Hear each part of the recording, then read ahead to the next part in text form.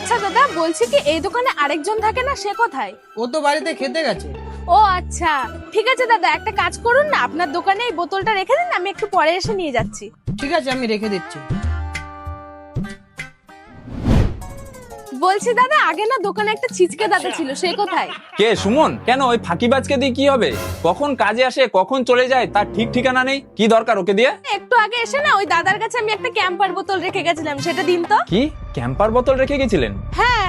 না না না না, ওইসব চালাকি চলবে না। আগের দিন একটা এমনি ক্যাম্পার বোতলের হিসাবটা পাচ্ছি না। দাঁড়ান 1 মিনিট, আমি ওকে ফোন করে জিজ্ঞেস করে নিই। ঠিক আছে, আপনি জিজ্ঞাসা করে নিন।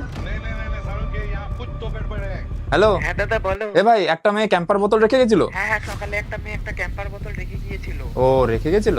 হ্যাঁ ঠিক আছে, হ্যাঁ দিচ্ছি, দাঁড়ান। এই নিন। इतने तेजस्वी लोग हैं हमारे पास। सनम सनम तन्होने तेरे